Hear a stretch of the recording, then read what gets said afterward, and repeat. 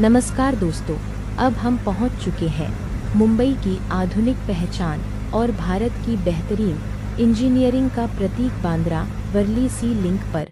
यह केवल एक पुल नहीं, बल्कि आधुनिक भारत की प्रगति, तकनीक और विकास की एक शानदार मिसाल है।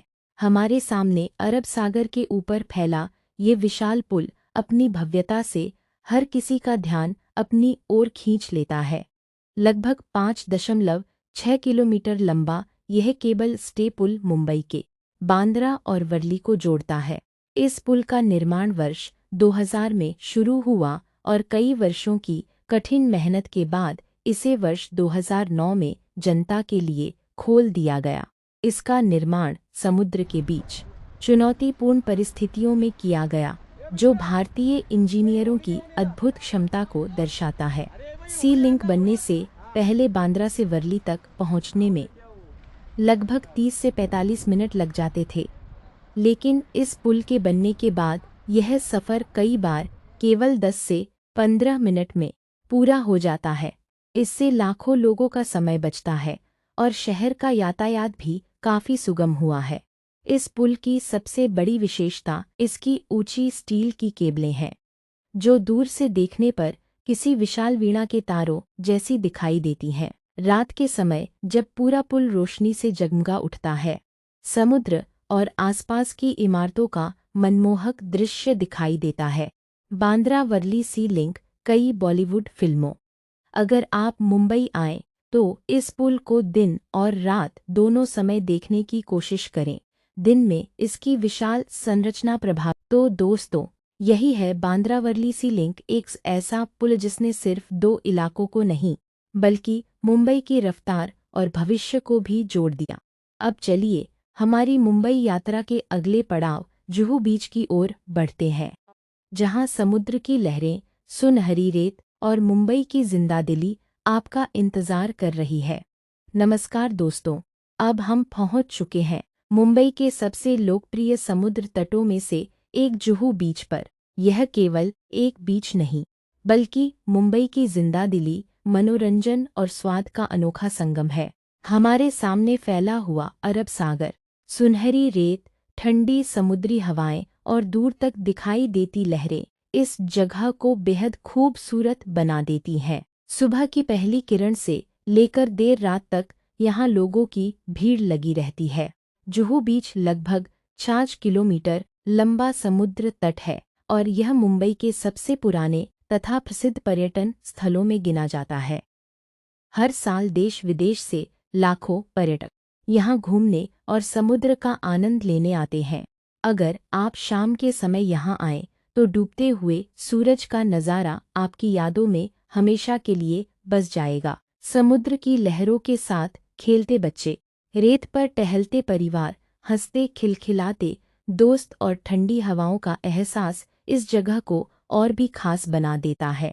लेकिन जुहू बीच की पहचान केवल इसकी खूबसूरती नहीं है, बल्कि यहाँ मिलने वाला स्वादिष्ट स्ट्रीट फूड भी है। यहाँ की पाव भाजी, भेलपूरी, पानीपुरी, वड़ा पाव, रगड़ा पेटिस, कुल्फी और गोला पूरी दुनिया में मशहूर है। मुंबई आने वाला शायद ही कोई पर्यटक हो जो इन व्यंजनों का स्वाद न ले।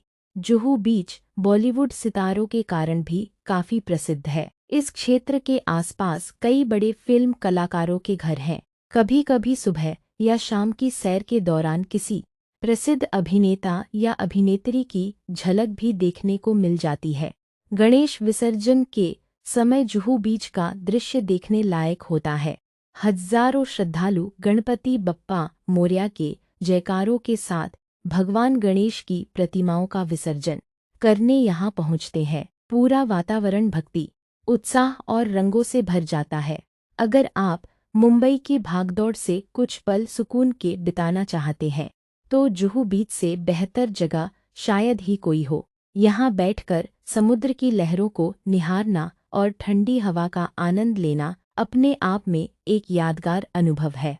तो दोस्तों, यही है जुहू बीच, जहाँ प्रकृति, स्वाद, मनोरंजन और मुंबई की असली जिंदगी एक साथ देखने को मिलती है। अब चलिए हमारी मुंबई यात्रा के अगले पड़ाव एलिफेंटा गुफाएं की ओर बढ़ते हैं, जहां लगभग एंगोजा 500 साल पुराना इतिहास और अद्भुत शिल्पकला आपका इंतजार कर रही है। नमस्कार दोस्तों, अब हम अपनी मुंबई यात्रा के सबसे ऐतिहासिक और रहस्यमयी स्थान एलिफेंटा गुफाओं में पहुंच चुके हैं।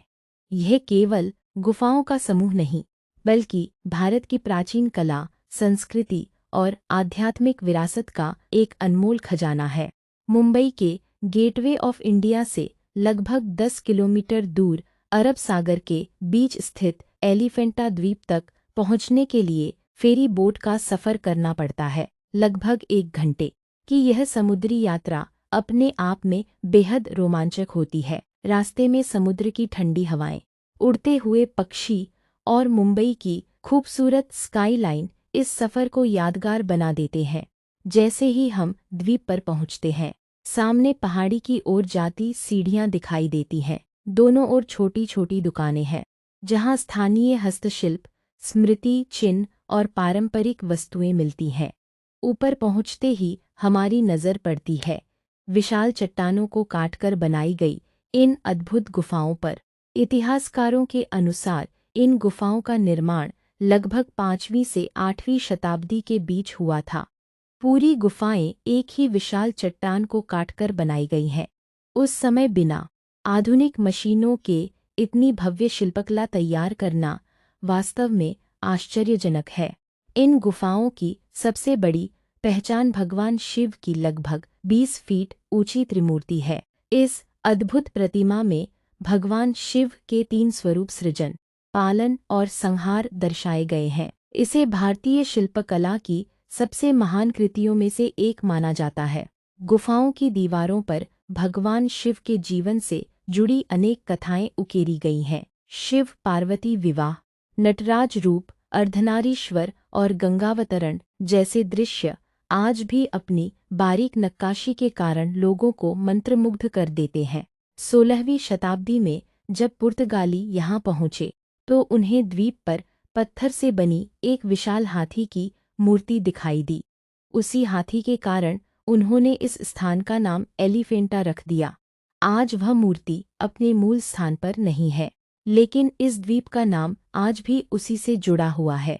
वर्ष 1987 में यूनेस्को ने एलिफेंटा गुफाओं को विश्व धरोहर स्थल घोषित किया। आज यह भारत के सबसे महत्वपूर्ण ऐतिहासिक पर्यटन स्थलों में से एक है।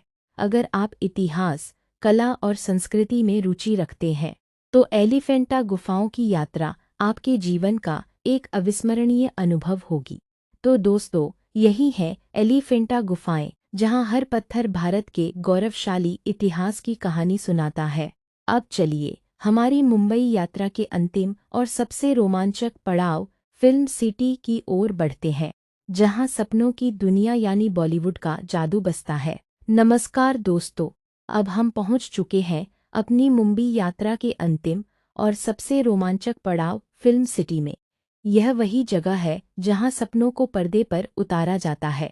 यहाँ हर दिन नई कहानियाँ जन्म लेती हैं और लाखों लोगों का मनोरंजन करने वाली फिल्में और टीवी धारावाहिक तैयार होते हैं। मुंबई के गोरेगांव पूर्व में स्थित दादा साहेब फाल्के चित्रनगरी लगभग 520 एकड़ में फैली हुई है। इसकी स्थापना वर्ष 1977 में महाराष्ट्र सरकार ने की थी, ताकि भारतीय फिल्म और टेलीविज़न उद्योग को एक आधुनिक शूटिंग परिसर मिल सके। जैसे ही हम फिल्म सिटी के अंदर प्रवेश करते हैं, ऐसा लगता है मानो हम किसी दूसरी ही दुनिया में आ गए हों। यहाँ एक ओर भव्य महल दिखाई देता है, तो दूसरी ओर आधुनिक शहर की सड़कें, कहीं गांव का दृश्य है, तो कहीं पुलिस स्टेशन, अस्पताल, अदालत, स्कूल और रेलवे स्टेशन के सेट बने हुए हैं। कई बार जो जगह आप फिल्मों में विदेश समझते हैं, वह वास्तव में यहीं फिल्म सिटी में तैयार किया गया सेट होता है।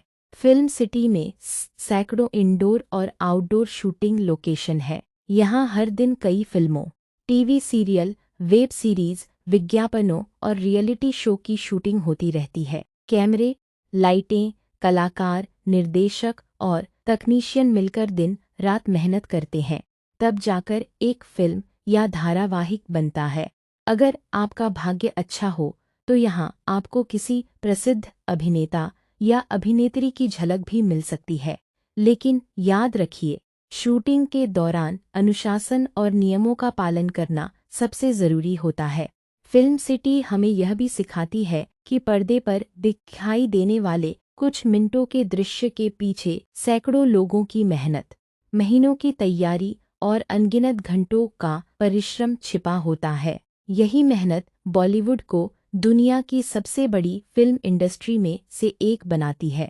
दोस्तों, इसी के साथ हमारी संपूर्ण मुंबई यात्रा यहीं समाप्त होती है। आज हमने इतिहास देखा, संस्कृति को जाना, समुद्र की खूबसूरती का आनंद लिया, आस्था के पवित्र स्थलों के दर्शन किए और आखिर में सपनों की दुनिया फिल्म सिटी तक पहुँचे। यदि आपको हमारी यह यात्रा पसंद आई हो तो वीडियो को लाइक करें, अपने दोस्तों और परिवार के साथ शेयर करें और हमारे चैनल को सब्सक्राइब करना न भूलें।